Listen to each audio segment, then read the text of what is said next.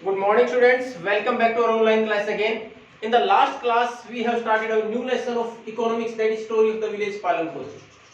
And by that particular village, we are going to understand the different production units or what are the different factors of production. तो हमने उसमें पढ़ा था कि factors of production कौन कौन से, किस प्रकार प्रोडक्शन को हम इकट्ठा करके उत्पादन शुरू कर सकते हैं. उसमें हमने चार चीजें पढ़ी थी फैक्टर्स ऑफ प्रोडक्शन में: लैंड,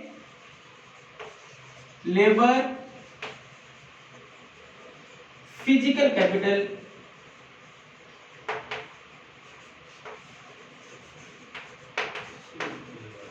और ह्यूमन कैपिटल.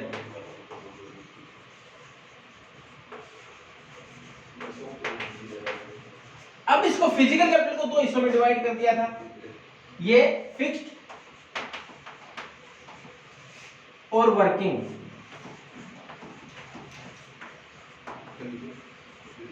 यही चार फैक्टर पढ़े थे हमने फैक्टर ऑफ प्रोडक्शन में: लैंड, लेबर, फिजिकल कैपिटल और ह्यूमन कैपिटल. अभी हमारे पास जो फर्स्ट फैक्टर है land, we are going to discuss about it. आज हम इसके बारे में डिस्कस करेंगे. अब लैंड, इट इज फिक्स्ड. हमारे पास अवेलेबिलिटी ऑफ लैंड हो तो फिक्स है. अब पालमपुर का एग्जांपल ले तो 75% population is engaged in agricultural work, खेती के काम में. Either they are the farmers और landless labours who are going to work in the farms as a labour. तो लगभग 75% पॉपुलेशन किसके ऊपर डिपेंड है? एग्रीकल्चर के ऊपर ही डिपेंड है. और जमीन फिक्स है, तो how can you increase the production? तो हम प्रोडक्शन बढ़ा कैसे सकते हैं? किस प्रकार उससे इतना प्रोडक्शन किया जाए कि आने वाली जो हमारी जनरेशन है, पॉपुलेशन जो बढ़ रही है, उसकी जरूरतें पूरी हो जाए और इनकी इनकम को भी बढ़ाया जा सके. तो इसके लिए हमारे पास दो फैक्टर दे रखे हैं कि how can we increase the production from the same piece of land. First, by multiple cropping. By multiple cropping.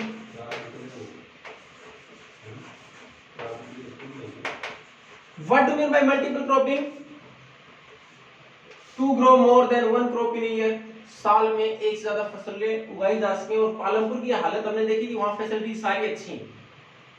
Irrigation की फैसिलिटीज हैं, ट्यूबवेल्स वगैरह सारी, इलेक्ट्रिसिटी की फैसिलिटीज अच्छी हैं. उसके बाद सरकार ने खुद पहले इनिशिएट किया, यानी गवर्नमेंट की तरफ से ट्यूबवेल लगाया इरिगेशन की फैसिलिटीज को बढ़ाने के लिए. फिर प्राइवेट ट्यूबवेल्स लगने शुरू हो गए, कनेक्शन दिए जाने लगे. तो वहां लगभग हर प्रकार की फैसिलिटीज अच्छी हैं, तो ये आसानी से किया जा सकता था. तो बाकी देश में भी अगर हम बात करें, अगर हमें प्रोडक्शन को बढ़ाना है तो मल्टीपल क्रॉपिंग को हम कर सकते हैं एक उसी जमीन के ऊपर जो हमारे पास फिक्स है प्रोडक्शन को बढ़ाने के लिए, यानी एक से ज्यादा फसलें उगाई जाए. अब इसमें आपने 8th क्लास में 3 सीजन पढ़े थे हमारे, 3 एग्रीकल्चर सीजन. 3 एग्रीकल्चर सीजन कौन कौन से थे? रबी, खरीफ, तीसरा और था एक, कौन सा? जैद. अब इसमें rabi winter season, basically from October to March April. Then after kharif it is basically from June July to October. The remaining time April to June, May June, it is Jan. It means we can grow 3 crops in a season. एक season में 3 तक फसलें उगाई जा सकती हैं. जैसे हमारे पास इरिगेशन की फैसिलिटीज अच्छी है, और पालमपुर का आपकी बुक में जो एग्जांपल दे रखा है उसमें दे रखा है कि हमारे यहाँ अगर गर्मियों की बात करें, मिलेट्स, ज्वार, बाजरा या ज्वार उगाए, which is used for both food and fodder. जानवरों के चारे के लिए भी इस्तेमाल किया जाता है उसको, और साथ ही साथ हम भी खाते हैं. उसके साथ साथ रबी की बात करें, व्हीट, गेहूं की फसल ली जा सकती है. और तीसरी जो हमारे पास 2 महीने का भी जो समय बचा, उसके लिए क्या था? पोटैटो, आलू की खेती की जा सकती है. लेकिन ये कब की जा सकती है? हमारे यहाँ तो ये की जा सकती है मई और जून में. किसके तौर पर? वाटरमेलन के तौर पर. हमारे वाटरमेलन, मस्कमेलन, व्हाइट मेलन, ये जो आप देखते हो, ये इस प्रकार की फसल में तीसरी फसल है. ये यहाँ कब है? ये अगर इसकी बात करें तो ये जो हमारे पास ये फसलें हैं खरीफ की, इसके बाद अक्टूबर नवंबर, यानी जो बीच का समय अक्टूबर नवंबर का बचेगा उसके अंतर्गत ये उगाई जा सकती है। अक्टूबर नवंबर में बीच में समय निकाल के ये फसल उगाई जा सकती है। लेकिन हमारे अगर तीसरी फसल की बात करें, राजस्थान की बात करें, इरिगेशन की फैसिलिटीज है हमारे पास, तो हमारे पास रबी और खरीफ के बीच का जो समय है, रबी के खत्म होने के बाद और खरीफ के शुरू होने के बीच में ये वाटरमेलन हमारे पास एक तीसरी फसल के तौर पर हम उगा सकते हैं। ये था मल्टीपल क्रॉपिंग। एक तरीका तो ये है हमारे पास जमीन फिक्स है उसके ऊपर प्रोडक्शन बढ़ाने का। अब हमारे पास एक तरीका और भी है, वो कौन सा है? By using modern farming methods. By using modern farming methods. Modern farming methods की अगर बात करें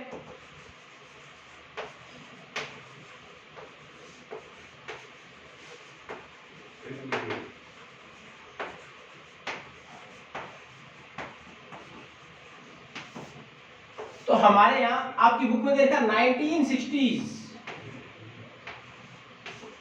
green revolution, it was initiated in 1966। हमारे इसकी शुरुआत कब 1966 में, 1960s दे रखा है, 60s का तो हमारा दौर था, तो उसके अंतर्गत तो 1966 में हमारे इनिशिएट किया गया था, इसको शुरुआत की गई थी। उसका हमें बेनिफिट मिला और इसमें क्या किया गया था? मॉडर्न फार्मिंग मेथड्स का इस्तेमाल किया गया था प्रोडक्शन को बढ़ाने के लिए। अगर हम हमारी ट्रेडिशनल एग्रीकल्चर की बात करें, परंपरागत जो तरीके थे, उसमें क्या करते थे? हमारे पास इस साल जो अनाज हुआ, we have kept the seeds from that grains only. हमने जो अनाज हमारे पास उसी में से बचा लिया अगली बार उगाने के लिए। लेकिन इसमें क्या high yielding variety of seeds which were processed in the industries, इनका इस्तेमाल किया और इनके द्वारा प्रोडक्शन को बढ़ाया जा सकता था। यानी ये हमारे जो ट्रेडिशनल सीड्स थे उनके ज्यादा प्रोडक्शन देते हैं। उसके साथ साथ हमारे पास इसमें जो परेशानी है हमारे सामने हो गई, it require high amount of water than the traditional seeds. जो परंपरागत हमारे यहाँ बीज थे उसकी बजाय इनको इरिगेशन की फैसिलिटीज यानी पानी की रिक्वायरमेंट ज्यादा है। उसके साथ साथ इस प्रोडक्शन को बढ़ाने के लिए हमें केमिकल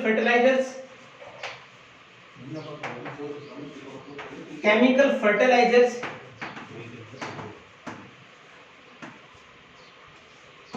पेस्टिसाइड्स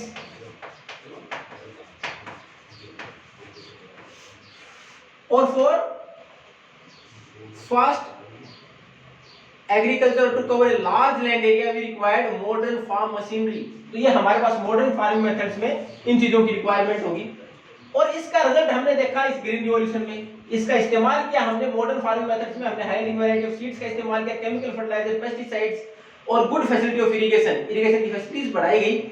तो उसके द्वारा हमारा प्रोडक्शन उसी जमीन के ऊपर बढ़ाया जा सकता है और ये 1966 की ग्रीन रिवॉल्यूशन में साबित हुआ। हमारे यहाँ प्रोडक्शन इसके दौरान खासकर 3 स्टेट इसका सबसे ज्यादा बेनिफिट जो मिला वो मिला पंजाब, हरियाणा और वेस्टर्न उत्तर प्रदेश।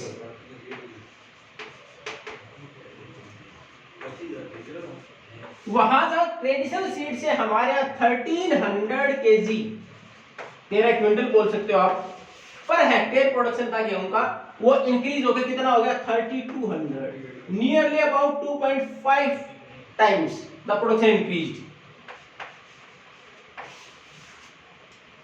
तो हमारे पास इसका बेनिफिट इतना मिला कि हम देख रहे हैं कि जहां हमारे पास ट्रेडिशनल सीड्स थे या फिर हम जो खाद इस्तेमाल करते थे काऊ डंग वगैरह, तो उससे जो प्रोडक्शन होता था उससे लगभग 2.5 गुना production, nearly about 2.5 times production is increased. हमारा इतना प्रोडक्शन बढ़ गया।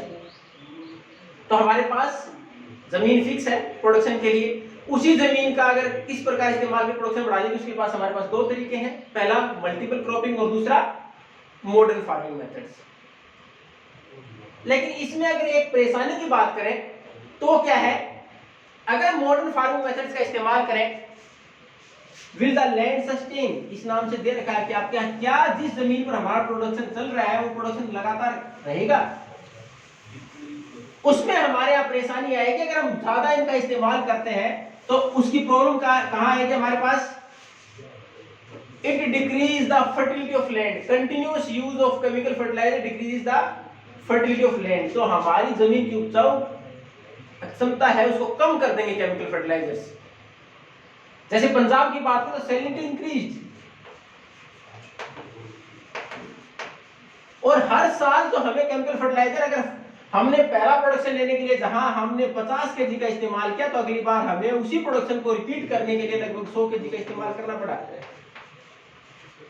यानी हमारे सामने परेशानी क्या आई कि हमारे पास केमिकल फर्टिलाइजर्स की सैलिनिटी बढ़नी शुरू होगी और फर्टिलिटी कम होनी शुरू होगी, जमीन की फर्टिलिटी कम हुई। दूसरा, अब हमारे पास मॉडर्न फार्मिंग मेथड्स अगर इस्तेमाल करेंगे, we require more amount of water, हमें पानी की ज्यादा जरूरत होगी, तो इससे हमारा ग्राउंड वाटर लेवल है वो कम होता चला गया।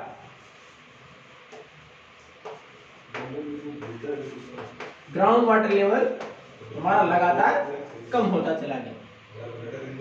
तो अभी अगर आपसे क्वेश्चन इस प्रकार हो कि how can we increase the production of the same piece of land, exercise में लास्ट में है भी, तो कैसे बढ़ा सकते हैं? By modern farming methods and multiple cropping. उसके बाद एक क्वेश्चन इस प्रकार भी पूछा जा सकता है, what are the drawbacks of using modern farming methods, इससे कुछ कमियां बताएं कि मॉडर्न फार्मिंग मेथड्स का अगर इस्तेमाल करें तो प्रॉब्लम्स कहां आ जाएंगी। तो उसकी अगर बात करें तो हमारे पास प्रॉब्लम कहां आएगी कि हमारे पास एक तो उसमें पानी की रिक्वायरमेंट ज्यादा है, तो हमारे पास ग्राउंड वाटर लेवल कम होता चला जाएगा। दूसरा, हमारे पास जो सोइल की नेचुरल फर्टिलिटी है वो खत्म होती चली जाएगी, salinity increase. This is the topic for today. In the next class we will continue with the next topic. Thank you and have a nice day.